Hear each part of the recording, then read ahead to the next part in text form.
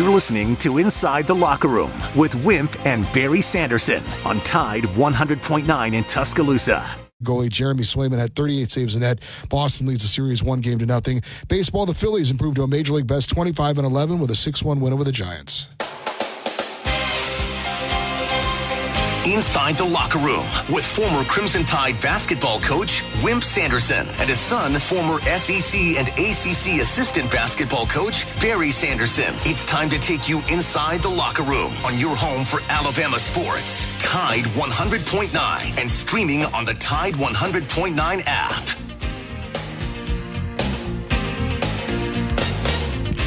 And good morning. Welcome into Tuesday edition of Inside the Locker Room, 205-342-9904. If you want to jump in on the show with us this morning. X accounts at Locker Room 109, at Barry Sanderson, at Wimp Sanderson 1. Email is wimpandbarry@yahoo.com. Download the Tide 100.9 app. What can you do on that? Well, you can listen to all the shows. You can listen to Bama baseball tonight against Troy. And you also can get all the podcasts there, but you also can message us throughout the show. And we got some messages in yesterday, actually after the show. We appreciate all the messages. At that time of year, again, the honey-do list is growing and the projects are adding up. The time is right to build that new fence deck pergola you've been dreaming about, and there's no better product than Yellowwood brand. Pressure-treated pine. Yellowwood offers the best protection against rot, fungal decay, and termite attack for years to come. So head on down to your local dealer. Go to yellowwood.com to find out where that is. And always remember, if it doesn't have that yellow tag on it, then believe me, you don't want it. Denver Nuggets, they're in trouble down 0-2. Minnesota is for real. Good morning, Dad. How are you this morning? Doing okay. I thought the Brunson kid, for the, I guess it's for the Knicks. 43. Remind me a little bit of Sears. Yeah, I agree. Sears, I didn't, I don't watch as much pro basketball as you do, but I like the way he moved. Of course, he's left-handed, and that made it make him kind of the same. But I liked him a lot, and Sears plays about like him. I think I don't know what kind of threes he shoots, but I liked him a great deal. Patriots beat the Knicks, as we mentioned, and Timberwolves beat the Nuggets. Timberwolves up, I think. Minnesota's up 2-0. The big kid, the good player at Miami in basketball, has moved on to Baylor. A bunch of trade changes there. And, of course, Maury, big kid from Rutgers, I think pretty expensive from what I can get around behind the scenes, went to Alabama, which is going to make them have a great team. Big football player that committed to Alabama. I forgot what his offensive defensive lineman, Woodyard, has decided he's going to go to Oregon. Arkansas got one of the transfers from Kentucky, another one. Auburn got an offensive lineman from Akron, that they also got a linebacker for 2025.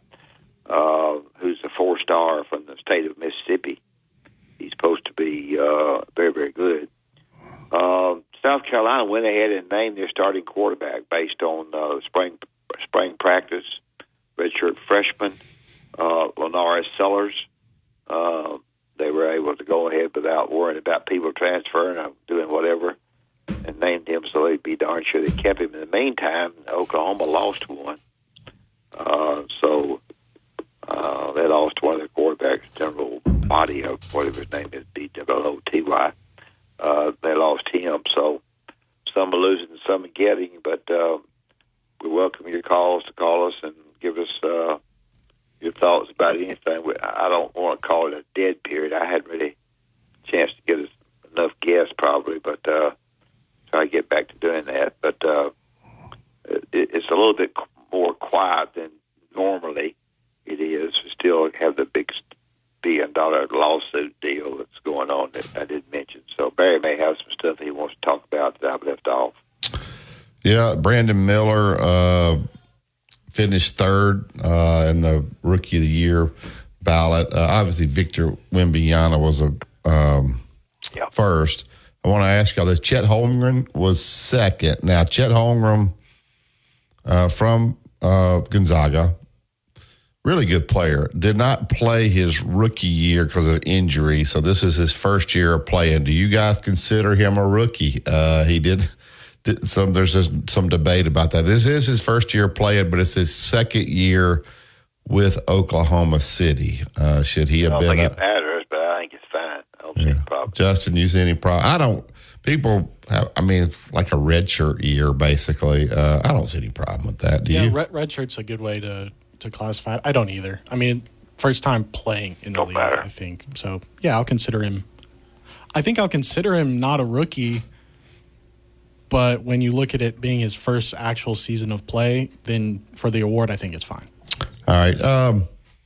There's some question out on the Nigerian kid from Rutgers. Dad actually said, we announced that yesterday. And I did a little research on, international kids from not from the United States, can they get NIL money? And somebody said, yes, this kid got some money, but it has to come from their country. So I guess they could, the collective could route the money through a Nigerian bank, which would allow him to receive the money from Nigeria, not the United States. So these coaches, when you give them rules, they get creative. And so, that is creative. So there.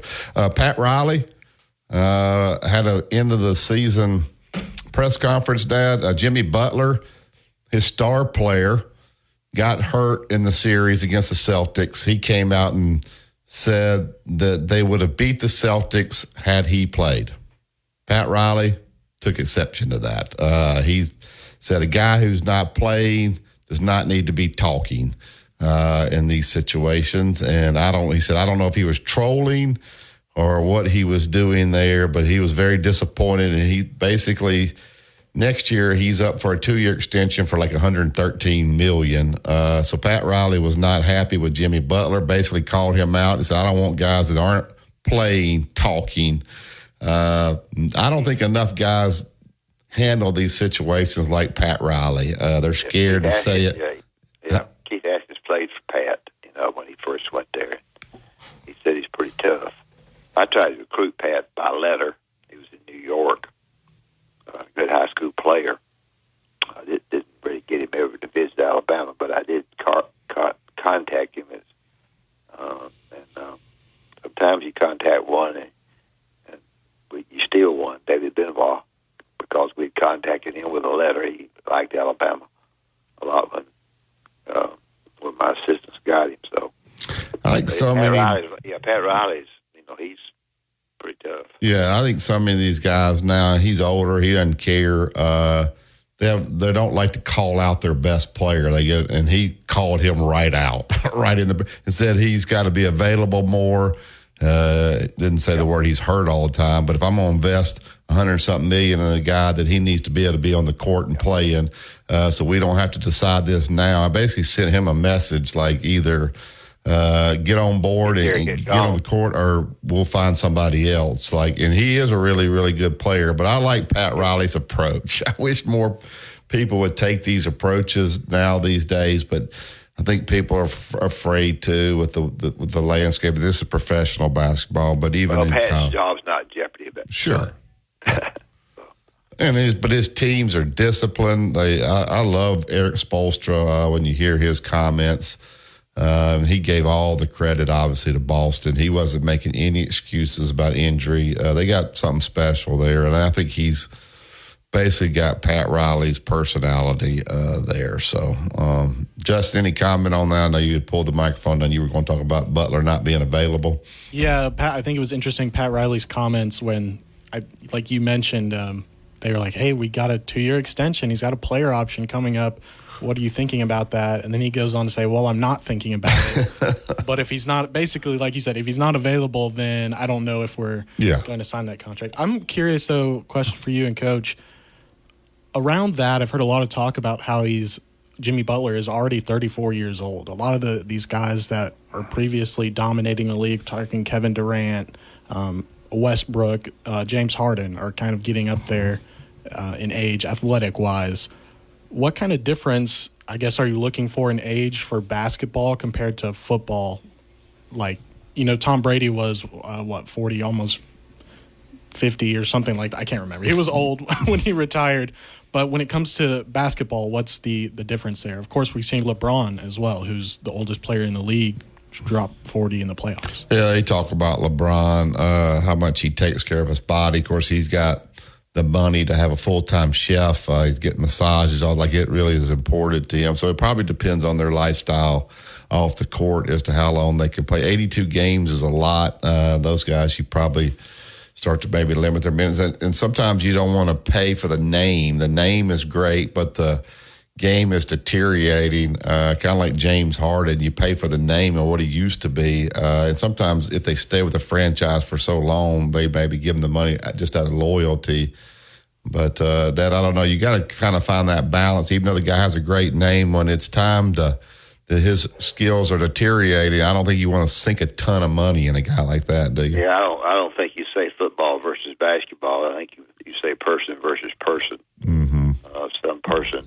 Some people, some kids, some players can stay longer than others. You might want to say, well, to play with a team in basketball has the running game. You might play out. I just think it's the kind of personality and the work ethic that the guy that you signed has. I think that determines whether it be football or basketball. Yeah. All right, we'll take this first break, up the phone lines. We'll get Kevin Skarbinski on at 7:30. I think the new wave of player now is with Minnesota. Young, aggressive, physical, and athletic, and they can defend you. They made Denver look average last night, and Murray and Jokic, to be honest with you. I think Tom was kind of hitting on that. 2-minute truck there at 1330 Martin Road East. That's where you go pick up your boxers, your packing supplies, whatever you need to make this a smooth move. Whether it's local, out of town, out of state, or you just need somebody to come to the house and put things up for you in the house, they'll do that for you as well. Whatever you need, 2-minute truck is the people that will take care of it. 205-247-5050.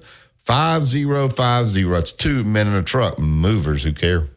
Tide 100.9 traffic. Tuscaloosa traffic now from the Townsend Nissan Traffic Center. Road work is continuing along eastbound 2059 as you approach Joe Malisham. Left lane blocked, right lane is all that's passable, but there's little backup, if any, through the area there. Traveling along McFarland Boulevard from Coker down to past Lurling Wallace, U of A, and I-20 beyond. You're moving to posted speeds there. And along Lurling Wallace from Northport, quiet ride with no big problem spots along the way. With your Tuscaloosa traffic now, I'm Ray Romero.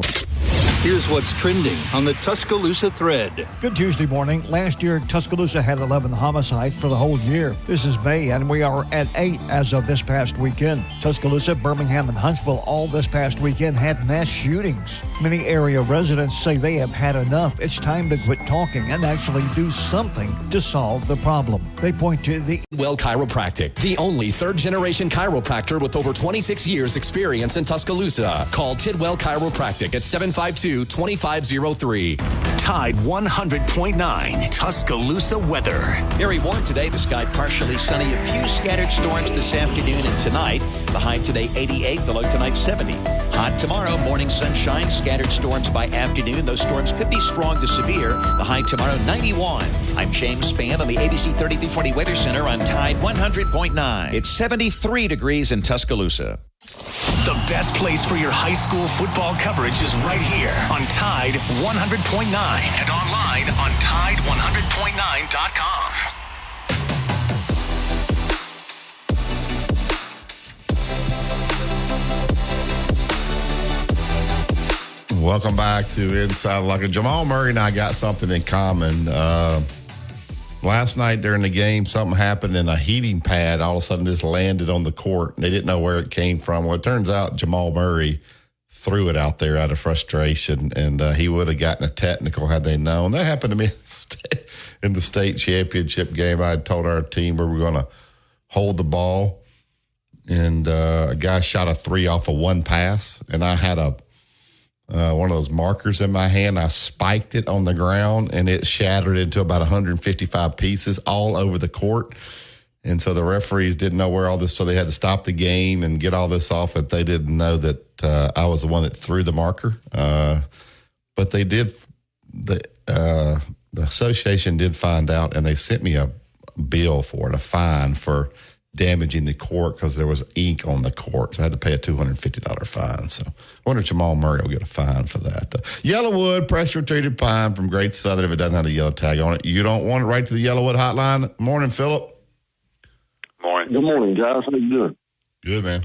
How are you? Yeah. Hey, I'm fine. Y'all were talking about Bronny James yesterday towards the end of the show, and you've been talking about him, his draft status and all that. Well, I read something a few weeks ago about him, and they're making the bed for him now, I think, to get drafted, because they're touting him as this incredible generational specialized defender that can guard people like no other, and that he's just a guy you can't pass on him because of his skills and defense and guarding people. So they're making the bed for him now to get drafted, and that's how they're cloaking it, is his specialized defensive prowess.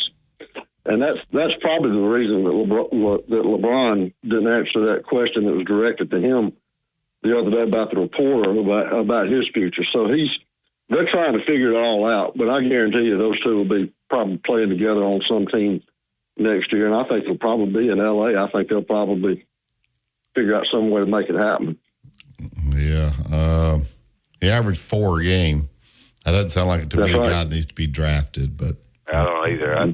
They don't give you a bunch of money for guarding people, unfortunately. Well, but that's what they're doing, though. That's just where they're cloaking. Yeah, he's not Herb Jones size. Like now, Herb Jones, you might give him some money because he could guard 1 through 5. LeBronny James is not Herb Jones. Nope. I can tell you that for sure. Not in the least. Not even close. There's one other thing I saw the other day that you might be interested in. This is bowl season director Nick Caparelli told Yahoo Sports that he expects NIL to soon come in-house and for athletes to sign binding compensation contracts with schools that will require them to play in bowl and CFP games, eliminating or greatly reducing opt-outs. I believe that, don't you? I do too. I think they have to have some protection there, and I think the kids would sign that. There's been reports out that a lot of these schools, and I don't know if Alabama, they've gone out to these donors and said, "Hey, commit 2 years. In 2 years, give us what you can for 2 years. In 2 years, the NCAA or the Congress or whatever, they're going to have a system in place where we know." What we can and can't do. So if we get a commitment from him in 2 years, by then it'll work itself out. So I think that's what everybody's shooting for. Yeah, so, that would be a step in the right direction. Sure would. No doubt. Thank you, Philip. Thank you. Good talking to y'all. All right, buddy. All right, back to the Yellowwood hotline. Get Tom in. Good morning, Tom. Morning, Barry. Morning, Coach. How are y'all this morning? All right. How are you, buddy?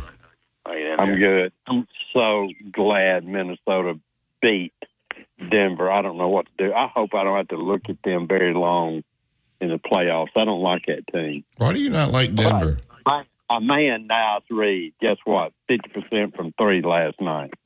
Niles Reed, really good defender. He's causing, as you said yesterday, Jokic some problems. Jokic, he said it. He said these guys can't handle him. Well, they can.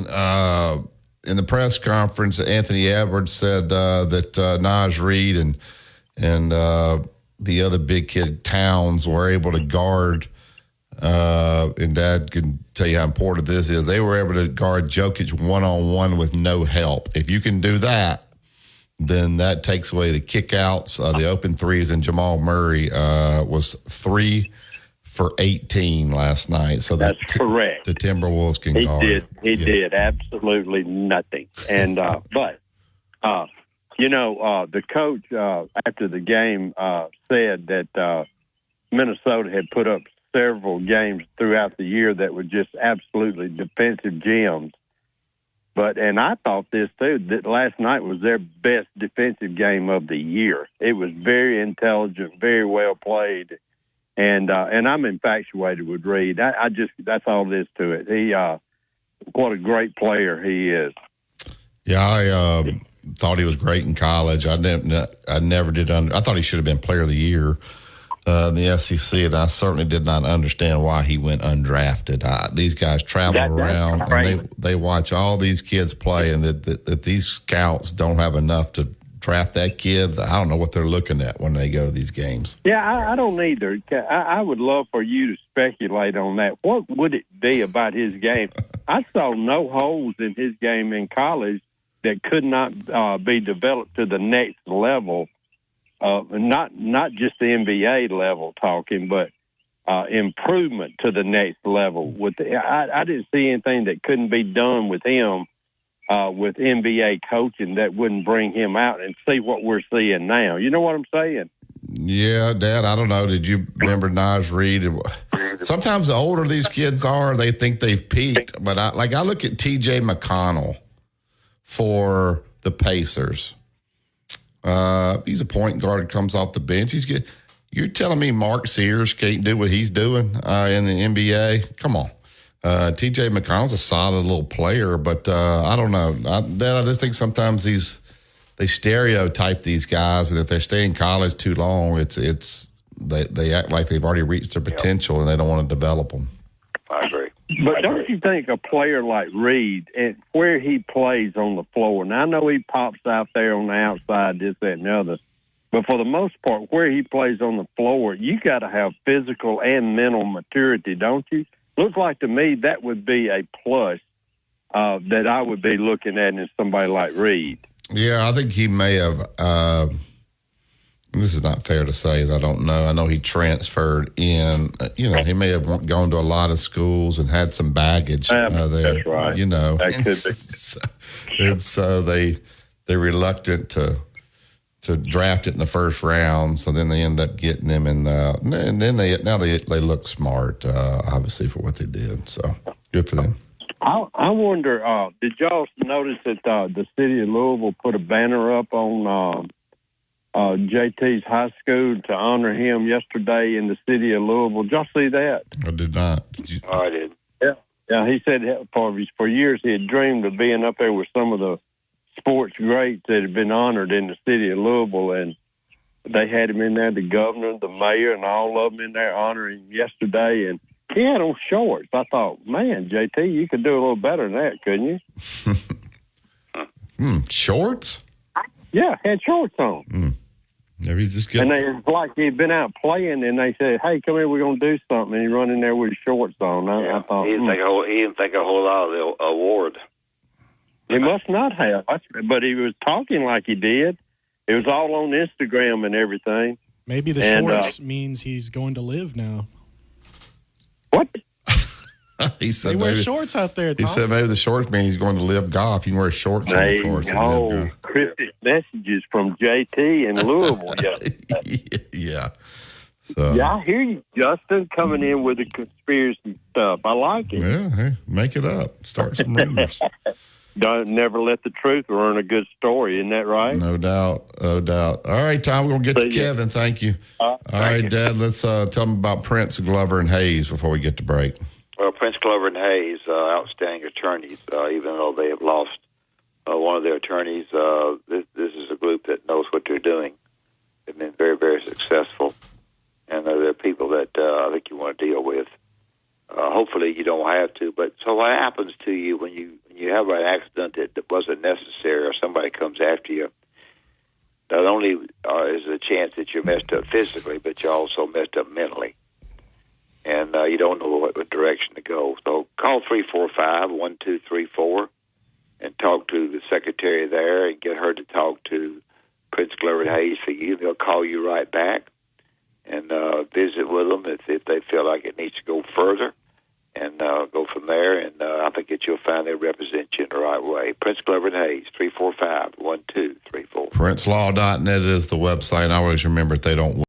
Find your frontier in the 2023 Nissan Frontier with standard 310 horsepower, advanced tech, and 281 pound-feet of torque.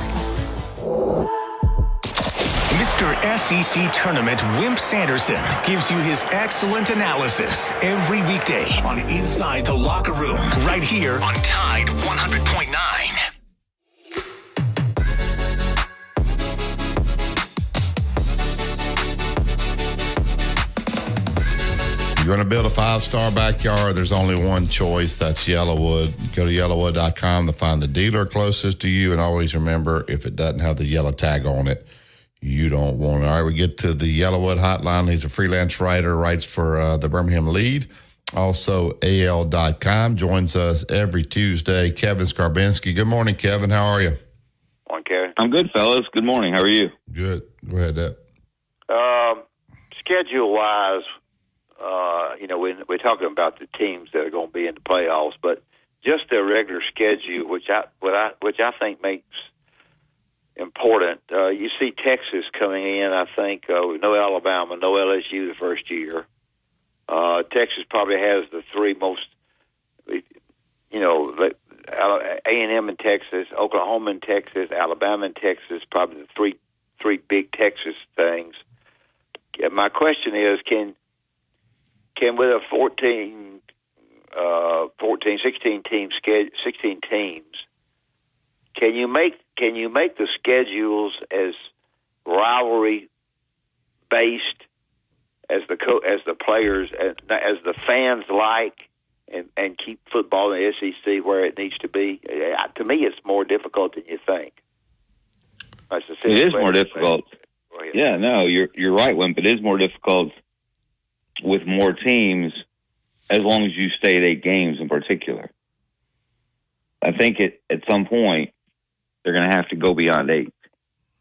And 9, to me, is problematic because obviously the unbalanced nature. Some teams will have 5 home games, some will have 4 in a given year. That's why I've actually advocated for 10, and I've not heard any traction on that from anybody that makes these decisions or contributes to these decisions. But 10 would make the most sense, particularly because now with a 12-team playoff, which may be even larger in a couple of years, you don't have to be perfect to make the playoff. You don't have to be undefeated or have only 1 loss to make the playoff. I think you will see 10-2, maybe even 9-3 teams in the playoff. I think strength of schedule will be more important than it's ever been.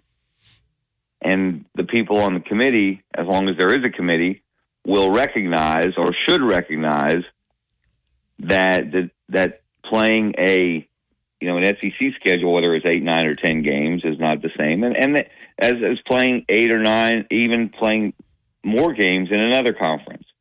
So for if you want to do this for fan interest, if you want to maintain historic rivalries, if you want to create new rivalries, that's the way to do it. And if you want to have teams play each other in your own league, every so often, not wait 8 or 10 or 12 years to see another team in your league. It doesn't even feel like a league in many ways when that's the case. Yeah, another thing you too, solve it with like 10, and if you had 10, and Wimp, if you had 10, then you can play 1 FCS game or 1 game against anyone you like, and then play 1 Power 5 non-conference on top of that. Yes, it'll be difficult. Yes, it'll be a challenge. Yes, it's going to be harder than ever to go undefeated. But you put a better product on the field. You create more competitive games. You create more games that people want to see. And television is, as long as television is driving the bus as far as revenue goes, that's something that, to me, they ought to consider seriously. Well, and some of them, the middle pack team, would like to get to 6 wins in order to get to a bowl. Mm-hmm. And by going to 10, you got a better shot at getting to 6. You may not get the bowl you want, but at least you're bowl eligible, which keeps the alums off of your fanny for a little bit. Well, no, Wimp, I think it's the opposite, though. I think if you play if you had to play 10 SEC games, then that's as opposed to 8. That's two. You can't schedule 2 automatic wins. You know, Kentucky can't do what it typically does, or Mississippi State can't do what it typically does. You're right. You're probably right. You know, they can't schedule Kent State. They can't schedule as many games against the. You know, Kentucky can't schedule as many games against the MAC. Yeah. Mississippi State can't schedule as many games against the Sun Belt. And they're not the only ones to do it. I'm just picking those as examples. Yeah, you're probably right. You know, and so now all of a sudden, instead of playing Kent State and Buffalo, maybe you're playing Missouri and Auburn, for example. Obviously, not the same. So, you know, that's why I think that's a big reason why they've stayed at 8 and why they haven't even moved to 9. So many questions about the playoff. I can't remember, Kevin, when these things break, if I've talked to you about these things or not. But Kirby Smart getting $13 million. I think the timing of that coming out is not great with just everything that's going on right now in college football. I don't know if there's a way to do it and not announce it. Maybe there is. But if he's getting $13 million, what is Carson Beck worth? In the NFL, the players make a lot more than the coach. So if you're Carson Beck's agent or representative and he goes to $13 million, what do you ask for if you're Carson Beck? Do you ask for more because they're paying their coach more? And obviously, if this guy's not playing well, then they don't get this kind of money. Are we going to start seeing this as these coaches get raises? These players are going there and raise their hand and say, well, he's getting $13 a year. I'm here for this year. What about me? That's you've hit on a big part of the reason we are where we are, because coaches' salaries are the most visible of the way expenses have escalated and what ADs are making, what schools have poured into facilities, building football buildings, upgrading stadiums. But the biggest the biggest target, if you will, or the biggest eye opener for players has got to be head coaches' salaries, and not just head coaches, because now coordinators are making coordinators are over $1 million a year. Some are close to $2 million, around $2 million, above $2 million. And players obviously notice this, and this is why we're going to have collective bargaining. This is why, at some point, probably not too far down the road, you're going to have, and it may not be you don't have to have, I think I've read this, I think I understand this correctly. Maybe some lawyers can correct me if I'm wrong, but you can have collective bargaining without having an employee-employer relationship. So players don't necessarily have to be considered employees of the university for them to have a group that represents them. And it may be, I don't know, maybe it's that group that UAB football signed with. Maybe it's another group. Maybe there's a group that represents all football bowl subdivision football players. And they sit down with a group that represents all the schools, and they say, okay, and this is what's going on right now in terms of settling that case, the House case as it's known, in which a lot of back pay, if you will, is going to be owed to a lot of players, and they're trying to come up with a settlement that doesn't bankrupt everyone. And one of the things they're discussing is, okay, we're going to have a salary cap, all right. And one of the pushbacks is going to be, okay, is there a coach's cap, or is there a cap on what the organization can spend on a sport, or what is the division of television revenue? That's the big one. That's the one that's going to really change the game. When the players get a cut as a group, and that's the only way to do this reasonably and somewhat fairly, is to have it be as a group. You can't continue to have Carson Beck having his representative negotiating with the university. Then you have, or a collective right now, or, it'll be the university. and then you have another player. You can't have all these individual players or their individual representatives. That's not. You talk about not sustainable or not feasible to continue. That's absolutely absurd. So at some point, you're going to have to say, okay, well, how much of the television revenue goes to the conference? How much is split up among the teams in the conference? How's it split up? Is it split up by number of appearances? Is it split up by ratings? Is it split up by whatever? So that way, all right, so you want to spend, okay, so 50% of that revenue goes to, let's just say it's 50-50, because it's around those numbers in pro sports. Say it's 50-50. All right, well, you can spend 50% of that money on players, and you got to decide how to divide it up. You can spend 50% of that money on your program.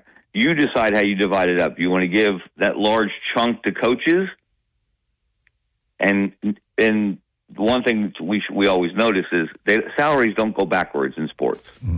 People don't take pay cuts. They get fired, but then when they do, they have golden parachutes as coaches.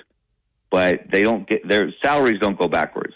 So that's really, if those numbers hadn't escalated as rapidly and wildly as they have, there might not have been as strong a push from players to get a bigger piece of the pie for themselves. But they did, and here we are.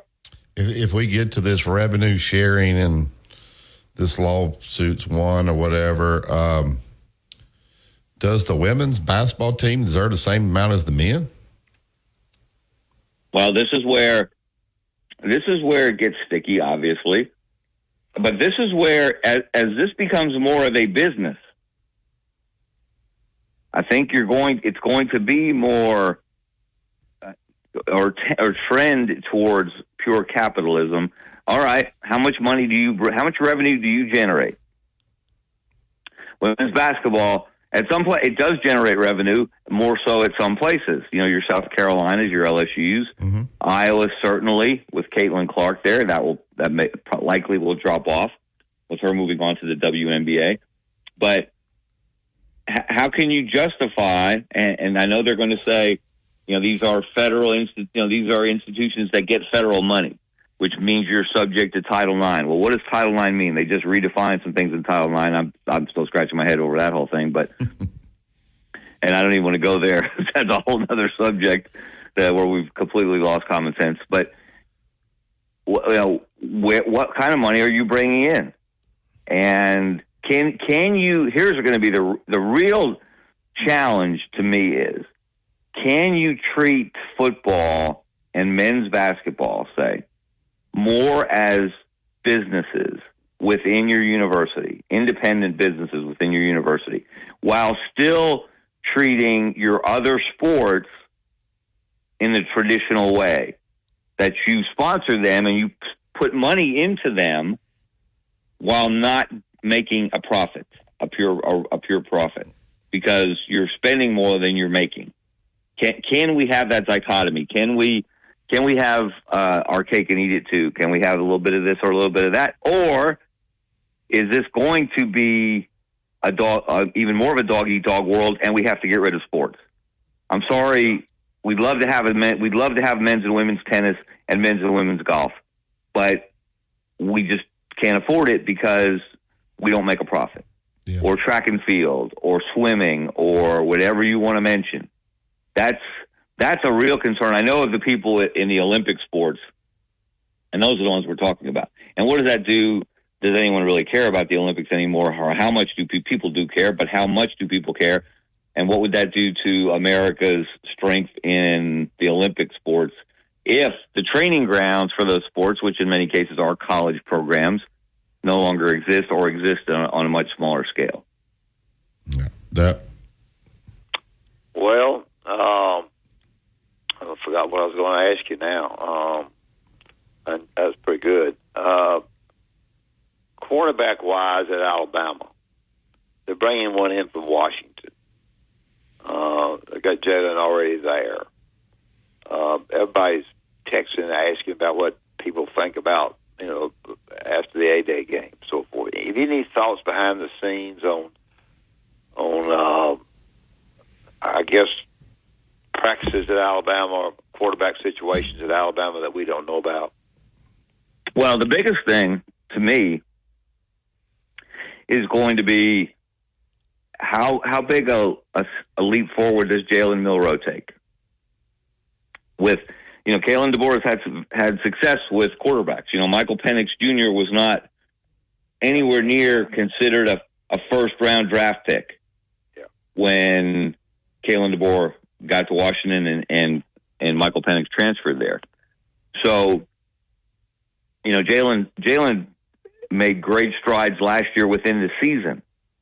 He got a lot better. He was a lot better at the end of the year than he was at the beginning of the year. He made great progress. And now he's and Tommy Rees was he was a relatively new, raw offensive coordinator, so he was learning his way. Now you've got, even though the offensive coordinator now at Alabama is not as experienced and proven as Kalen DeBoer is, that's Kalen DeBoer's specialty. So is the offensive side of the ball and putting up numbers in the passing game in particular. So, and putting points on the board. So there are a lot of exciting possibilities there. But as you rightly point out, Wimp, you better have more than one quarterback. No matter how sturdy Jalen is, and he's very sturdy, at times guys are going to get nicked up, they're going to get dinged, and you're going to have to bring in your backup. Well, what's the quality of your quarterback room? And the Alabama quarterback room looks like it's in pretty good shape. This is not a case where you have to protect, I don't think, Jalen Milroe for fear of him going down and your season going down with him if he gets hurt. So maybe that allows him to do more things, play a little freer, them to call plays a little differently, let him take advantage of his incredible strength as a runner in addition to his improvement as a passer. I think that's very exciting to see what Alabama does offensively in general, but to see Jalen Milroe continue to blossom. Well, it'll be so much different than Coach Saban's stuff, which was pretty much the same each year. The new offensive coordinators had to come in and sort of learn what he had done and add just a little bit of a wrinkle. I didn't think the last offensive coordinator did a bad job at all. Some people did because they didn't score against Michigan, but the offensive side of the ball is going to be quite different, I think. Oh yeah, and that was always interesting. Nick Saban made it clear it was still Nick Saban's offense and Nick Saban's team, and there were changes within it, obviously, from coordinator to coordinator, but he had a pretty strong, if you think about it, a pretty strong run of offensive coordinators that he had. And they weren't all big names either when they got there. How many of us knew who Brian Daboll was when he got there? Look at what he did. And then Steve Sarkisian, of course, was already well established as an offensive guy. Lane Kiffin changed. Lane Kiffin wasn't necessarily a spread offense, hurry up, no huddle type of guy, everything out of the shotgun. He was more of a pro-style guy. So he learned, and then he helped them learn and modernize their offense and did some amazing things. The season Amari Cooper had, greatest wide receiver season ever in Alabama to that point before Devontae Smith came along. And then what Derrick Henry did, greatest running back season in Alabama history. Kiffin. And he didn't kick on fourth second. Yeah. This offensive coordinator, he's a bit of an unknown. And so how is that going to work? Is Kalen DeBoer going to be is he going to be the shadow offensive coordinator? Is this going to be a Gus Malzahn at Auburn kind of situation where Gus was really the guy, even though Gus waffled so frequently? I'm going to call the plays. I'm not going to call the plays. I'm retiring my clipboard. I'm unretiring my clipboard. So that's another dynamic within the team to watch, just as it was last year as Tommy Rees developed and got better as the season went on and learned the players and they learned him. How is that going to develop? What's that relationship going to be like? That's, again, there's a lot of internal dynamics to watch as the season goes on. They're just really completely unknowns for Alabama this year, more so than we've seen in 2 decades, just about. Yeah. Kevin, do you think like the SEC tournament in baseball? I think the coaches think it's useless. Well, I'm going to burn all my pitching that week and not be ready for the regional. Guys like John Calipari feel like the SEC basketball tournament is a waste of time almost. You win it, you wear your guys out. Are we going to get to the point now with football? You know, if you look at it, if you're probably in the SEC championship game, Kevin, both those teams are probably going to be in the playoff. All right, but if you lose, then you're probably going to have to play. You'll be playing an extra game, so you're putting your team at risk with injury when you're going to be in the playoff anyway. Now, if you win, maybe you get that first round bye because you're the conference champion, and so you're automatically into the final eight. You get a ring. But we asked Garth Glissman about this last week. I see the coaches saying, let's do away with this game because the top two teams are going to be there anyway. We're beating our kids up and not giving ourselves the best chance to win the national championship because we're playing too many games. Do you think the football game now could kind of turn into what baseball and basketball are? I think that's a spot where you're going to have a strong difference of opinion between administrators and coaches. Okay. Because, again, the administrators like the revenue. Yeah. And the revenue is significant. It's not, they do not want to just say goodbye to that.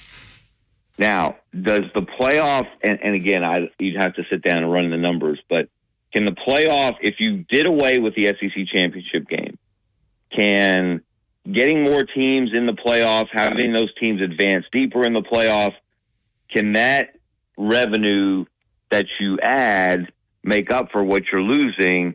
And I forget what it is now. It's probably way over this now. At one point, the number 20 million sticks in my head. It's probably way more valuable than that now to the league. And then, of course, they distribute that to the teams.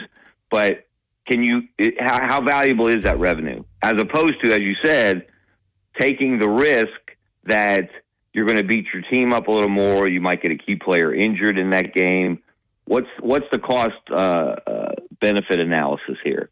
You know, like you said, you might be able to play your way into a bye by winning that, which is valuable, of course, and it gives you a better chance to win the national championship, which every conference wants to do. And no one's done quite as well as the SEC over the last 15, 20 years.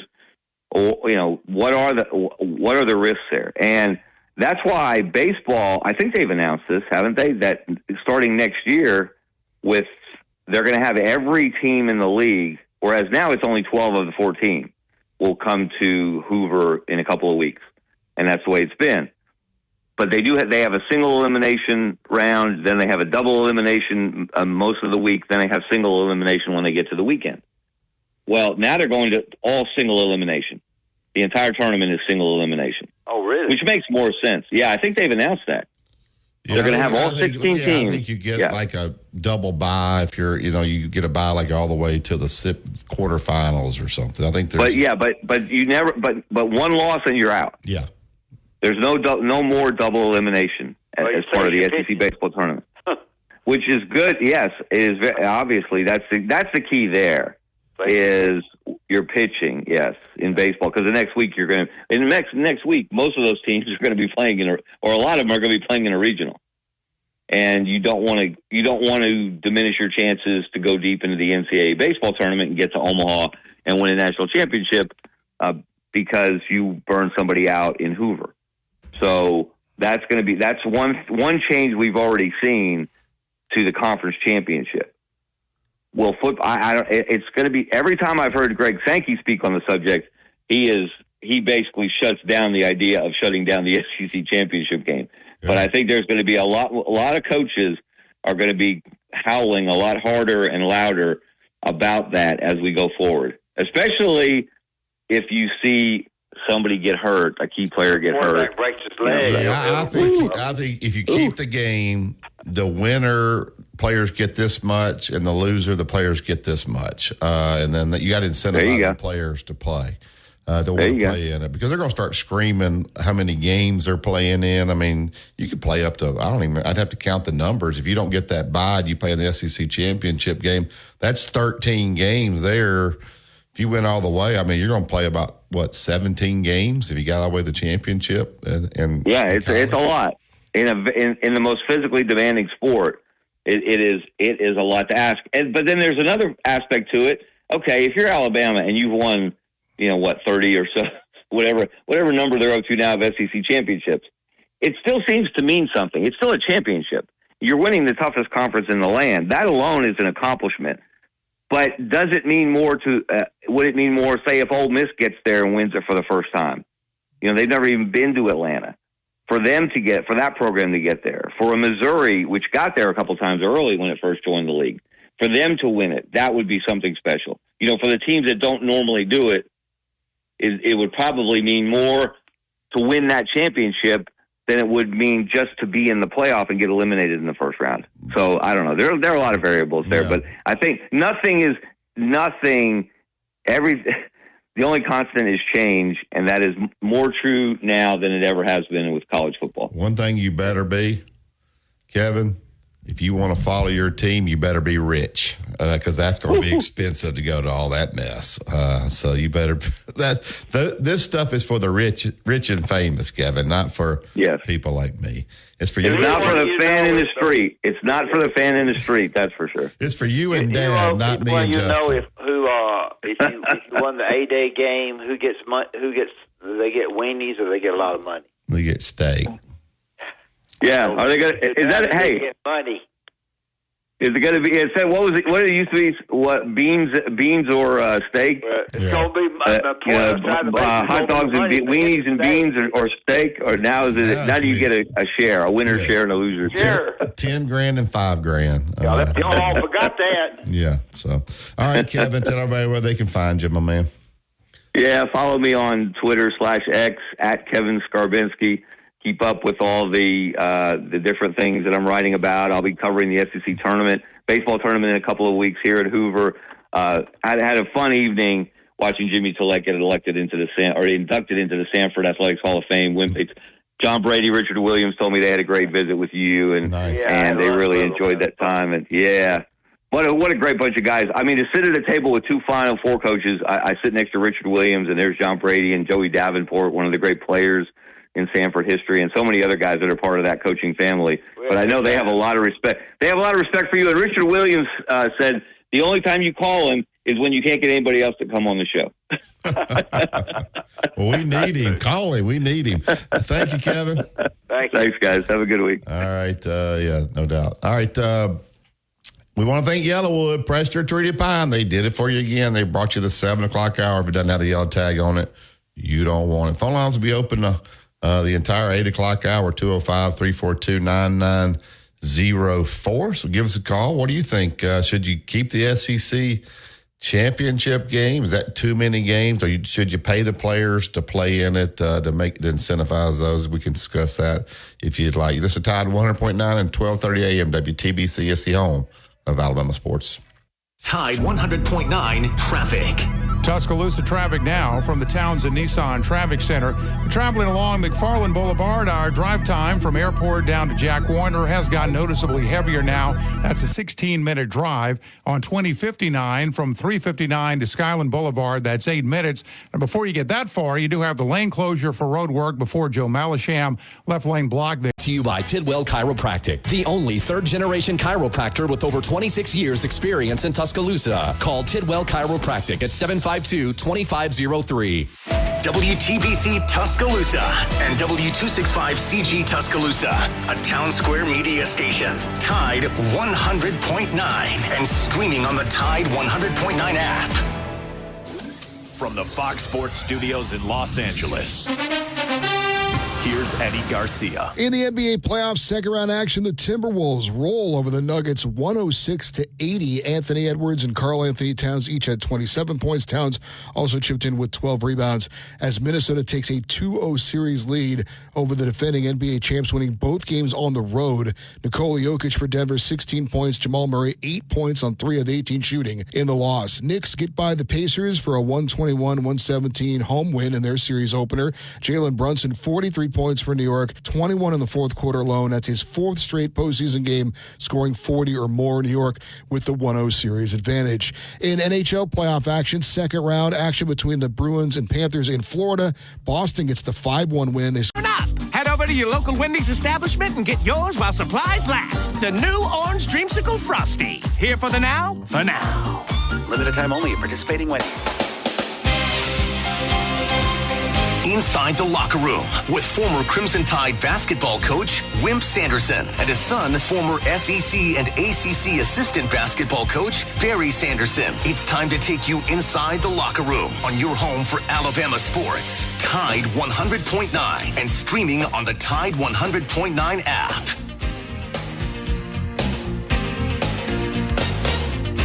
Well, welcome back to the second hour of Inside the Locker Room. Allstate Insurance agent Andrew Kniffer. Andrew is my agent. Let him become yours out at 4705 McFarland Boulevard, Suite 3 over in Northport. You want somebody that knows the area inside and out, and Andrew absolutely does. You're looking for auto, home, life, whatever you need, these guys will take great care of you. 205-722-9201. All right, get to the Andrew Kniffer hotline and get Joe into the show. Good morning, Joe. Good morning. Hey, Joe. Hey, Wimp. Well, we got our big boy. He wanted him, and he got him, didn't he? Yes, he did. One thing about him, he'll let you know who he wants, and then he'll try to go get them, and he usually gets them. Yeah. But how impressive is it that your portal guys are going to Kansas, Michigan, Wake Forest, and South Carolina? A lot of college basketball history right there. A lot of history. And, Wimp, I was watching the first round of the NFL draft the other night, and the last person I thought I'd have to think about was Barry Sanderson.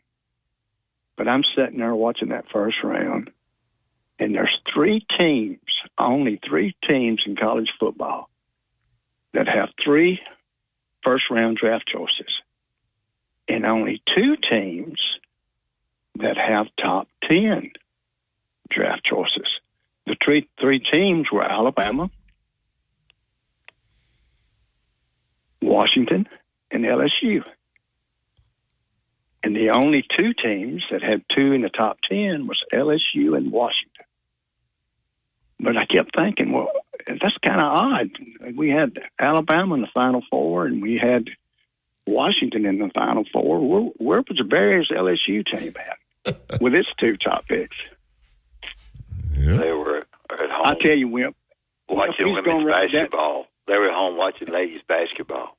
Yeah, he's gonna ride that train just like he did Jimbo's till it runs off the track and crashes and burns. He's gonna ride it just like he did Jimbo's. Wimp, I got a question for you. All right. I want you to take your time to answer this. I think I know who you're gonna say. Of all the Alabama athletes, coaches, and administrators that you have played golf with in your lifetime, who was the best golfer? Oh, shit. I don't know. I have to. You hit me with one that. Was Steve Sloan a good golfer? He was okay. He Barry, you read my mind. That's who I've got. Steve Sloan was. I wanted to say that, but people that wanted Steve Sloan out and came in for another reason said he played too much golf. Never played golf. He hit balls in the afternoon. He went with a team that's like, I'm going to go down 20th to 27th with his team on a trip, and he had a hole in one. And of course, for people that don't know anything about golf, are saying, "Oh, well, that's it. He had a hole in one. He's playing, but he cut his yard more. He cut his yard. If he cut his yard that much, they wouldn't have said a word. He was the best athletic director we had. But can't you raise a lot of money on the golf course? You're playing with people. That's where deals get done, isn't it, Joe? Yeah, well, let me explain something to both of you. Every 2 weeks, we were writing a check for $7.50. Laundry money. Yeah. But, Wimp, if the guy's a great golfer, he's a great golfer. It doesn't matter what people think. I mean, he's got that talent. He was state Nick champ. Saban say that I won't butt in, but did Nick Saban say the right thing day before yesterday? He said he said these guys, Joe, sit in their basements overweight with the underwear on and put stuff on the internet, everybody goes crazy. Yeah. I didn't see where he said that. Who did he say that to? He said it to some firm he's speaking to. No. Joe. I don't know. I guess Steve Sloan may have been the best. I don't. There wasn't a whole lot of them because a lot of them didn't play golf that much. But Coach Bryant Coach Bryant had all woods. Yeah. I actually know a guy that caddied for Coach Bryant. Yeah. At Indian Hills way back when. Wimp, that's weird though. Of all your golf stories you've told, I don't think I've ever heard you tell a story about you and Steve playing golf. Have you? I think we played. I think we played a couple of times. But we had a guy that was a good player that was in our administration that cut his guts out. That beat Steve. That means he lost to him, Joe. That's why he's not talking about them playing golf. When he cut his guts out, I don't know. I don't recall playing with Steve. I played with groups, and I don't know if Steve was in a group or not. We played, a lot of group stuff. We had Meadowbrook over there then. I was at Tuscaloosa Country Club, so Meadowbrook. A lot of people played at Meadowbrook. A lot of gambling at Meadowbrook. Yeah. And then the big shots played at Tuscaloosa Country Club wasn't no big time deal. It was okay, but. Well, one of my favorite recruiting stories to tell is always about Bear Bryant. Is Steve Sloan. Yeah. The top football, basketball, and golfer in the state of Tennessee, in Cleveland, Tennessee. Yep. An hour away from Knoxville. Yeah. And he went in there and got him out from under Tennessee. Yeah, and Stallings did it, Joe. Stallings did it, and Stallings couldn't remember the story. Really? I had him on the show, and I thought, sure, if I asked him that, and he jumped. He didn't remember this. He didn't, because he had told me a story about going in there, and Steve had said he's going there somewhere else, and Gene took credit for changing him. So I thought, boy, that'd be a great story to tell on the radio. And when I got Beeves to do it, he didn't do it. He didn't tell it. Well, it would have been a great story to tell. Cause, I mean, that's like going into Auburn and getting a guy out of Auburn. Really is. And especially, I'm sure Cleveland, a lot of, it was tough for him to go back. But Alabama was Alabama. Yeah, he's good. He's a good basketball player. Yeah, he's a very good basketball player. And he came to Alabama with all those quarterbacks down there. Sure did. The only thing I remember I remember is that when Joe was at that bar that night, they were going to play. I asked Beeves about it. I said, Beeves, they went around the room. We got Phil Cutchins. We got big. I mean, we got about 8 head coaches that are going to be head coaches. I asked what they thought. When he got to Beeves, Beeves says, "I don't think y'all play." And so I asked Beeves about it. I said, "Beeves, he said, well, yeah, I did." He said, "I didn't really. We didn't really make a big deal about it. He just asked me, and I said, I don't think y'all play. I think y'all let Steve play." And that's what Coach Bryant did. And when you ask people our age, Wimp, what do you remember about Steve Sloan? It was him winning that game. Oh, that's right. They blew him out 12-7, I think it was. Yeah, blowout, big blowout, 4 field goals. Yeah, but he did it. When you're around guys that are just great guys that do whatever they can do for you and try to help you. When you're a basketball coach at a football school, you're trying to do everything you can to get attendance and have a good team. And people go in and they use football against you so much in basketball recruiting. It's football school. Coach Bryant doesn't want it. So it was hard, but it was good with him. Well, what did Steve die from? Well, what did Steve die from? I don't know. Tommy Limbaugh sent me the note. His wife has had dementia. for a good period. He lost a son. I don't know what happened there, but he was beginning to have memory loss, or had memory loss. His wife had memory loss for some time, and I'm not really sure what he died of. Tommy sent me a note, and I don't know what I tried to do something, but I didn't know the other son at all. And Brenda was his wife, and she had memory loss real bad. I think she had passed away, and I think she had. And when those wives pass away, you really struggle. I'll tell you that now. Thank you, guys. Thanks. Appreciate it, Joe. Thank you. All right, we'll take the break here. I want to thank Tuscaloosa Toyota. Go to the website. I'm looking right here at it, TuscaloosaToyota.com. They got tabs on if you don't want to look at the new vehicles, the used vehicles. Schedule a service. If you need to rent a Toyota, you're going out of town and want to rent a dependable vehicle, you can do it there. You can order the parts. You can look at everything there. You can also look at the used inventory. You want to swing by Skyland Boulevard, find Justin or David and tell them that you heard it on Inside the Locker Room. These guys will take absolutely great care of you. Go to TuscaloosaToyota.com or swing by Skyland Boulevard and tell them that Wimp and Barry sent you. Listen to Tide 100.9 is the home of Alabama sports. Tide 100.9 traffic. Tuscaloosa traffic now from the Townsend Nissan Traffic Center. We have several accidents that have hit the board here of late.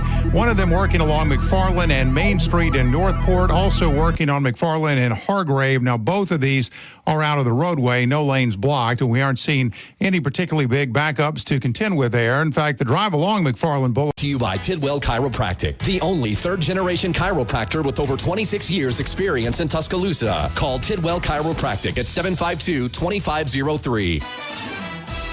Road tripping, business travel, or bringing your car in for repairs. All great reasons to rent a Toyota at Tuscaloosa Toyota. You can rent the latest Toyota models for a day, a week, or a weekend. Every Toyota rental-car comes with 24 hours roadside assistance and is backed by an entire team of people you know and trust. Rent a Toyota and let's go places. Reserving yours is a breeze at TuscaloosaToyota.com. Tide 100.9 Tuscaloosa weather. Very warm today. The sky partially sunny. A few scattered storms this afternoon and tonight. The high today 88. The low tonight 70.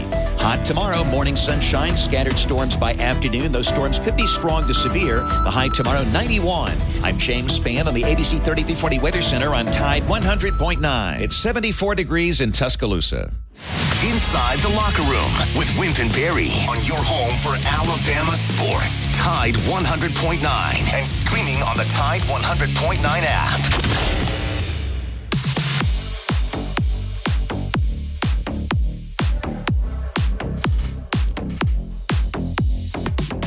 Welcome back to Inside the Locker Room. Phone lines are open, 205-342-9904. I was thinking, guys, you got the Georgia, Florida, the cocktail party in Jacksonville.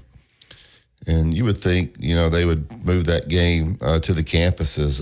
You have a recruiting weekend you miss on your home. I don't know how much money they're getting there. Now we got the Red River rivalry, which is two SEC teams. You got Texas, Oklahoma guys are going to play. So that means 1 year you're going to lose a home game. If it's 8 games, you'll get only 3 home games and then a neutral, and then so that'll flip flop. Do you see that game? I don't know how long the contract lasts, but when you're, I guess they were in the same league as well when they were in the Big 12, but now obviously both teams come into the SEC. Do you see these kind of games staying, Dad? Would you want, if you were the coach at Texas or Oklahoma, would you want to do away with that game and get that game back on the campuses, or is that too big of a deal there to not do that? Oklahoma not on campus? I'm sorry? Is Texas and Oklahoma not on each other's campus? No, it's in Dallas. Oh, that's right. I went to that game. Where they have the state fair and all that. I went to that game when I was at Abilene. So now they're conference opponents again. That's going to be a conference game on neutral field. Would you be for that? You not have to go to somebody's home field? Oklahoma, I would. I don't know. I think Texas will bring in more people to Dallas, and I don't know. I'm not sure. I'm not sure about that. I did got a note here from Tommy Limbaugh. Didn't even know he's listening to our show, and said Brenda Sloan is still alive and is in assisted living. Steve died of dementia. So I'm sorry to bring that up again, but thank you, Tommy, for calling and telling me that. So, Barry, answer this one for me. Alabama, Auburn, Ole Miss, State, A&M, Texas. Who's South Carolina's rival? In the SEC? Georgia. Okay. I mean, now, would Georgia say South Carolina's a rival? No. But for South Carolina, they're right there, obviously. So I would say that obviously Clemson's their big rival, but you're talking about within the league. I would assume Georgia, but they've had some decent games in the past, but Georgia obviously has dominated that series. Who would you say? I mean, maybe Florida, but I would probably say Georgia in that situation. No, I didn't know. I almost thought the wrong one. I thought Tennessee, but that wouldn't be right. Who's Georgia's rival? Florida, I guess. Would you say that? Of course, they're not playing on a regular basis, but do they consider Alabama a rival? Who? Georgia. I think to some degree. I think Alabama, for some reason, because they played when we're in Alabama country, Alabama, Texas is a big rival. We already know that Alabama, Auburn. I don't. To me, when I was growing up, the big rival was Tennessee. It was third game in October. And to some degree, it was humongous. Coach Bryant had a struggle beating Tennessee when he was at Kentucky. And Bob Nalen was, way before you even thought about, Bob Nalen was the coach at Tennessee. And Kentucky just had a hard time beating Tennessee. And so, when he got to A&M and then came from A&M to Alabama, he was anxious to try to start beating Tennessee. Tennessee-Alabama series has gone quite different. Alabama's won a bunch in a row, and everybody brags like crazy. And then Tennessee's won a bunch in a row. They kind of put that thing in rows. It's going to be interesting to me, Barry, to see if Alabama plays a little bit like Tennessee plays offensively. I just think they allow Tennessee's hard to get ready for, especially if you don't have a bye week. And I think it'll make Alabama a little bit difficult to get ready for if the wideouts are as good as they need to be.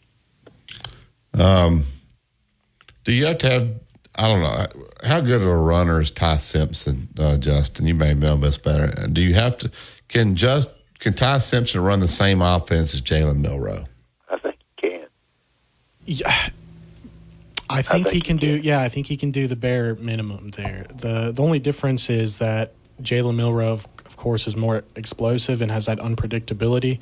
I think Ty Simpson's more than capable of running a similar style offense, scrambling. He's a lot faster than we give him credit for, I think. I'm kind of proud of him for staying.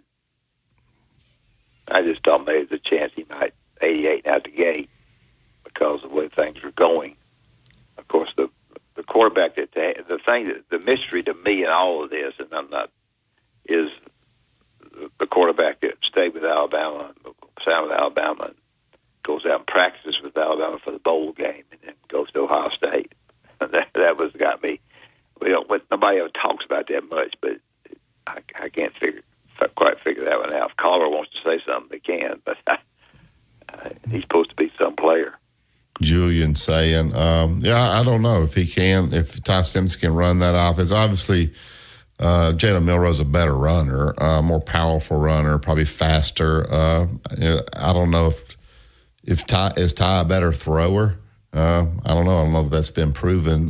We do know Jalen Milroe can throw the deep ball, but if you're a defensive coordinator I would think Jalen Milroe would scare you to death. I don't know that Ty Simpson scares you to death, does he? You're right. Yeah, probably so. Yeah, just because, he had snaps last year that would hit the ground and he would pick it up and take it 40 yards for a touchdown because you over pursue. So, and I think his leadership, they talk about how early he gets in the facilities, and I think he's enjoyed. I think these new coaches appreciate his leadership, appreciate him never wavering with those guys, and so I think they're going to reward that. And I think Ty Simpson is probably okay with it and knows that probably Jalen Milroe will be gone after this year, and he thinks it'll be his job. So we'll see if if it's all pays off for him. I hope it does.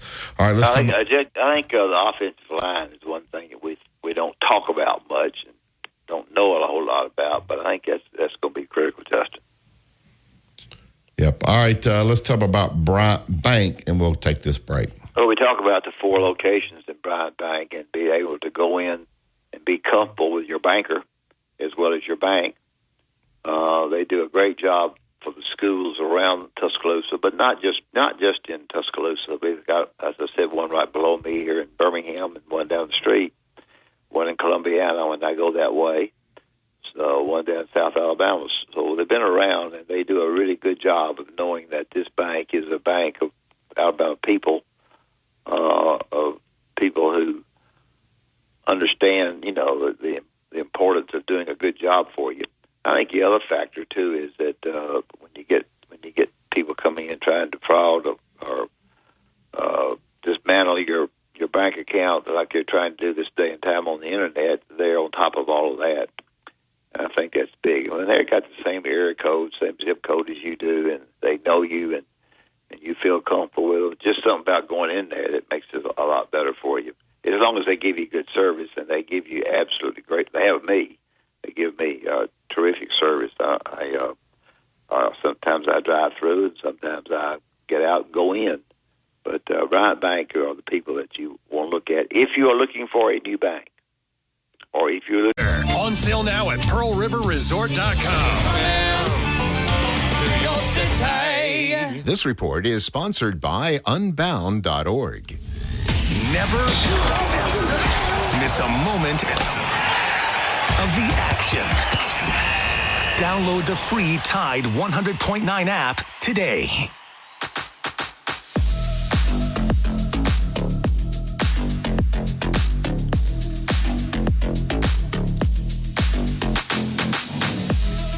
Welcome back to Inside the Locker Room. I also want to thank Yellowwood Pressure Treated Pine from Great Southern. If it doesn't have the yellow tag on it, you don't want it. All right, guys, I know you don't probably follow the NBA as close, but Minnesota winning game 2 in Denver, you would have thought that was a must-win for Denver. Now they go back with 2 games in Minnesota. Justin, is this going to be a sweep? Is the defending champions going to get swept? That's definitely that's a hot take. I think they're very.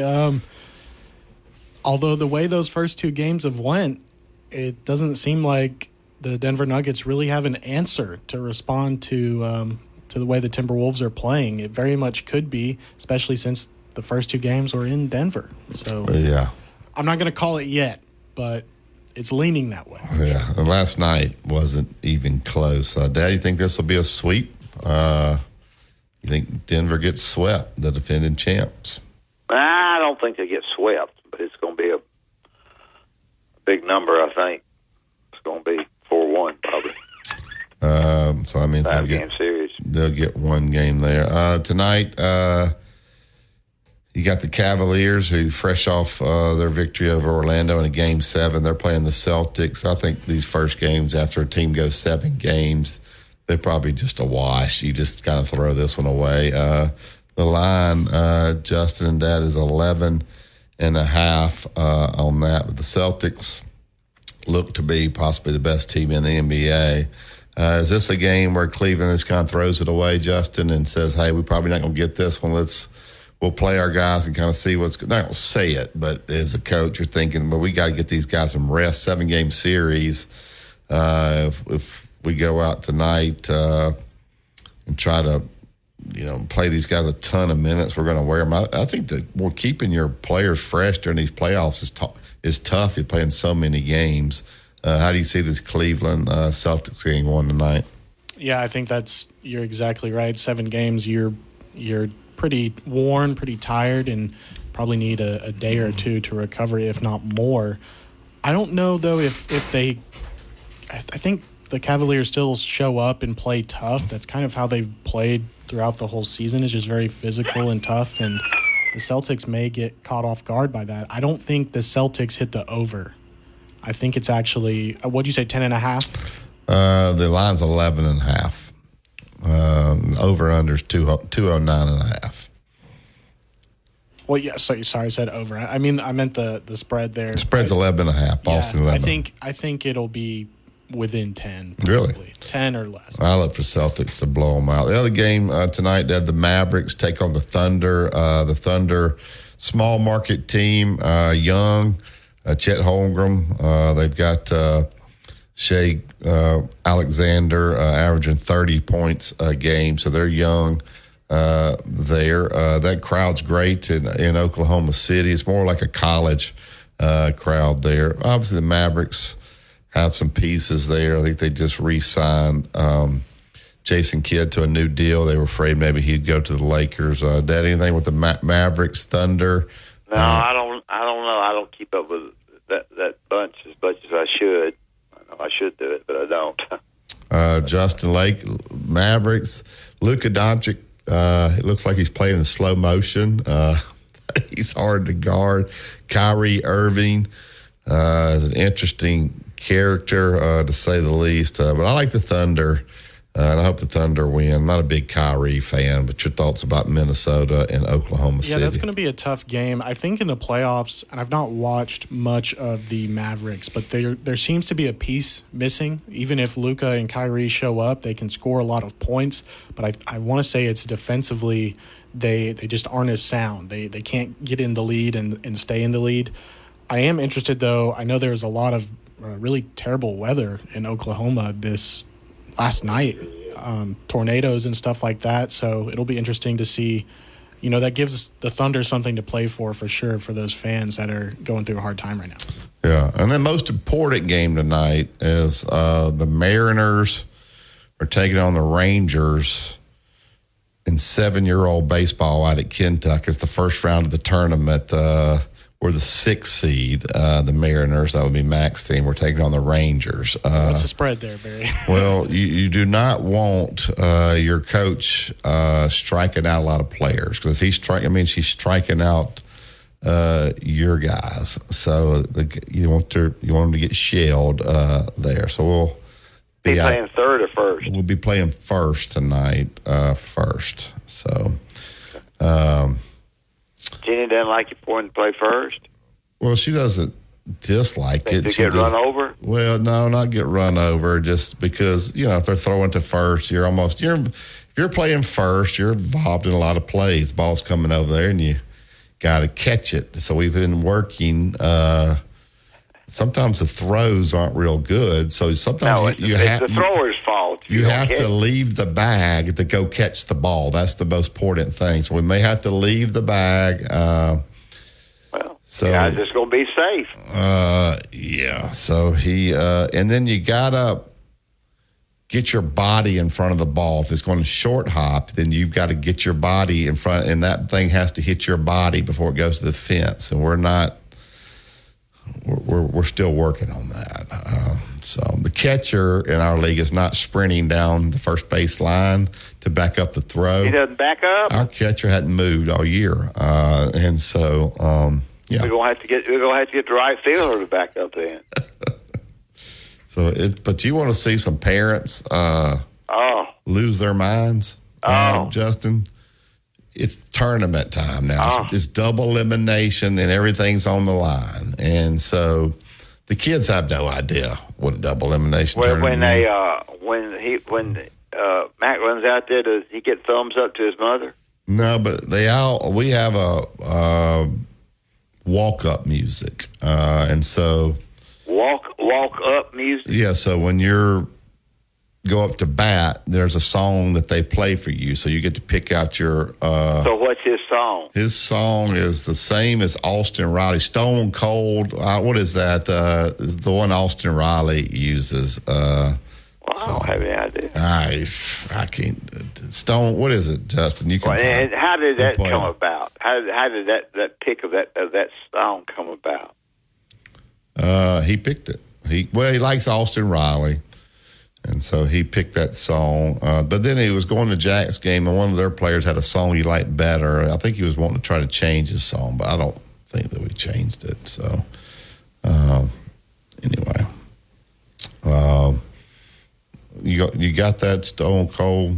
Say, is it What You Know by T.I.? I don't want to just play it. I'm not sure if the lyrics. Yeah, well, we're not having any bad lyrics. Is safe or out the biggest controversy with parents? Or the guy's safe or out on second base, first base? No, the biggest controversy is when that ball's hit to the outfield, and that kid that hit it is running to second.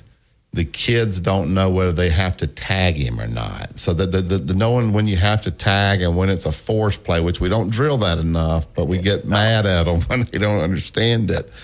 So you have to know, do I have to tag him? Yes, they don't know. That is very difficult. And then, you don't want to throw the ball around. Like, you just kind of want to run and get in front of the runner and just call timeout. When you start throwing it around, you throw it, you make mistakes. You make a lot of mistakes. So when they start running to third and that ball's anywhere, you just give up the run. You just give them the run. You look at my Little League team on the internet, you can see how to play. So the Indians. But the parents lose their mind when it's tournament time. And so I'll be out there tonight. And, of course, we have to get there, Justin, just so you know, an hour before the game. Okay? Great. Garden seed. You've been eating snow cones the time y'all play. An hour before the game. So his game's at 7:30. So that means there's going to be 2 games before his games. Well, they're going to be running late. All right, so you get there an hour before because you got to throw rocks and hit. I don't know why we have to get there an hour. Saturday they played at 9. You had to be there at 8. Of course, Jenny thinks you got to be there right at. Jenny, we can get there about 8:10. It'll be all right. But no, we had to be there at 8. So you got to get there an hour before the game, and the game's an hour. So. And you mean the Stone Cold Steve Austin theme? Is it this? Yes. You like that? I like Stone Cold Steve Austin. That's the glass breaking. Yeah, there you go. That's his walk. I don't know anything about that. That's his walk-up music. So whatever. All right, I guess we probably lost every listener, unless you're playing out at Kentucky tonight. They're going to sleep. We're playing out at Kentucky tonight. You'll be out there. Let me know. We can hang out for an hour before the game. I'll be there an hour before. Whatever. All right, we'll take this last break. Just come back. We'll wrap up the show. We'll get out of here and make way for the Gary Harris Show. Wyatt Fulton has just walked into the studio. He's got looks like he's still asleep. His hair standing straight up. Maybe he just worked out. He's got his AirPods in. So maybe he's been listening to the show. You listen to Tide 100.9 and 1230 AM WTBC. It's the home of Alabama sports. Tide 100.9 traffic. Tuscaloosa traffic now from the Townsend Nissan Traffic Center. We have picked up a crash involving a couple of big trucks eastbound 2059 exit ramp to Buttermilk Road, but they are on the shoulder of the ramp, not blocking any lanes or causing any particularly heavy backups there. Meantime, if you're traveling along McFarland Boulevard, both of our crashes there have cleared. We had 2 of them. Remember M for money and Mesrano. If it has a logo on it, call me. 205-800-8000. Tide 100.9 Tuscaloosa weather. Very warm today. The sky partially sunny. A few scattered storms this afternoon and tonight. The high today 88. The low tonight 70. Hot tomorrow. Morning sunshine. Scattered storms by afternoon. Those storms could be strong to severe. The high tomorrow 91. I'm James Spann on the ABC 3340 Weather Center on Tide 100.9. It's 75 degrees in Tuscaloosa. You're listening to Inside the Locker Room with Wimp and Barry, only on Tide 100.9 and streaming on the Tide 100.9 app.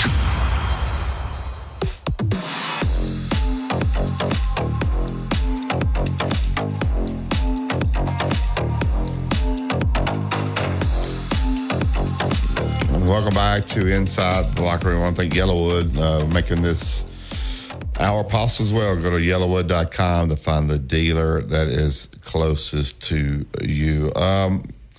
As they get down to Destin later on this month, Dad, what's going to be with football and basketball, the two major sports there? What's going to be the talks among them, trying to get this NIL maybe under control where everybody's dealing with the same, or the schools like Arkansas kind of like the way it is now? He's got those billionaires motivated to help over there, so he's probably not wanting to get a lot of structure put in. So it probably depends on what school you are, what you're at, as to what your thoughts about what you want to happen there. So what will be some of the major deals going on in Destin here coming up?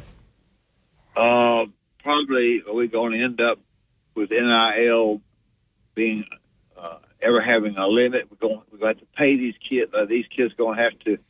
Where are we going with all this? I think contingent, because I think sometimes assistant athletic directors in the meeting with athletic directors, they're not really sure what direction they're going with it. You get these guys. Barry, am I wrong? Do coaches pay more for basketball players than they do football players? I'm sorry, say it again.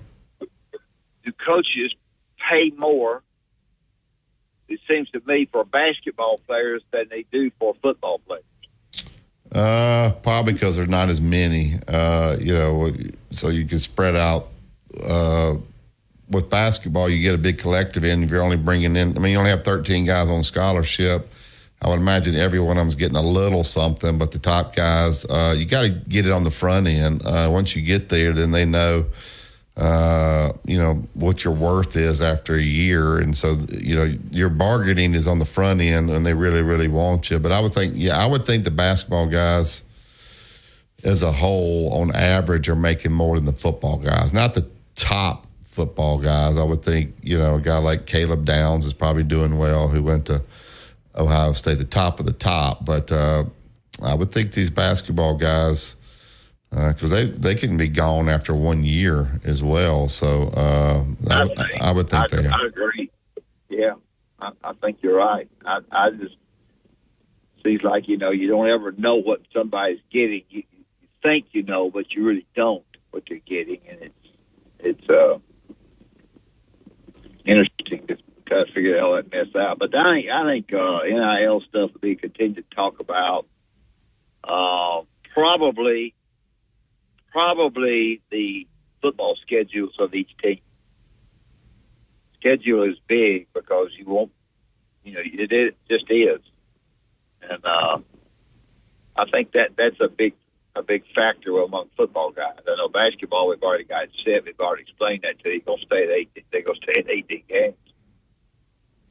Yeah. I don't know, Justin, I would think the basketball guys is on average, because you're not paying as many guys. If you get, you're talking about $2 to $3 million to dole out between 13 guys. Some guys, and the money keeps going up. Well, some guys already in there getting it. There's kind of hush on what everybody's getting. I would think basketball guys are getting more on average than football guys. How about yourself? Yeah, I think so as well. Especially just from what we've heard. Of course, the numbers are changing all the time, but we knew that I think Bryce Young was making around $1 million. And then, of course, with the most recent Cliff Amore, the transfer from Rutgers to Alabama, we heard potentially, of course, just rumor, that he was offered $2 million.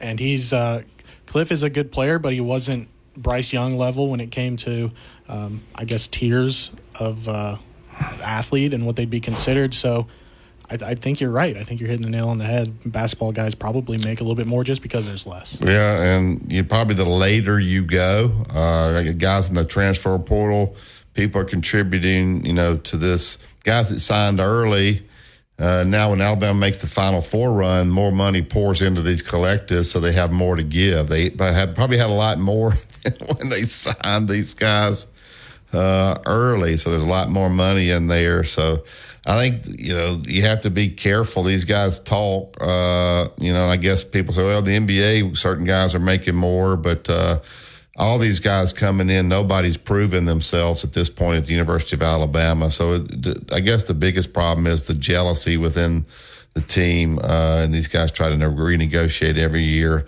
Handling all that's probably difficult, isn't it, Dad? So stuff that we don't hear about. Yeah, it really is. It's a booger. And coaches, when they get into these meetings with each other, and there's been some controversy about recruiting or about somebody talking to their guy or something, there's a quiet fitting among some of the coaches with each other. There's some whispers among coaches in the corner. It used to be, we didn't have any of that. Most people got along. If somebody got a player out from under you, that was it. But I sense, from what I find out, coaches being a little bit at times uncomfortable with each other. Assistant coaches coming in saying we got to do this to get the guy, and it's just it cuts down on the friendship. Of course, they're all competitive as crap, but it's a little bit different behind the scenes. It's just a little different than what it's ever been for us. Yeah.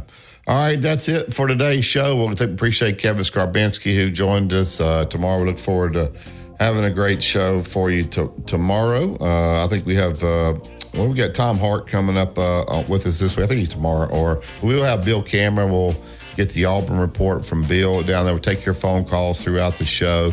And also look at this Alabama roster, just find out, just the depth and all that they have and who's going to be that first five. That'll be something these guys are going to have to work out this summer. Alabama baseball takes on Troy tonight, so we'll discuss that as well. You listen to Tide 100.9 and 1230 AM WTBC. It's the home of Alabama sports. Have a great day, everybody.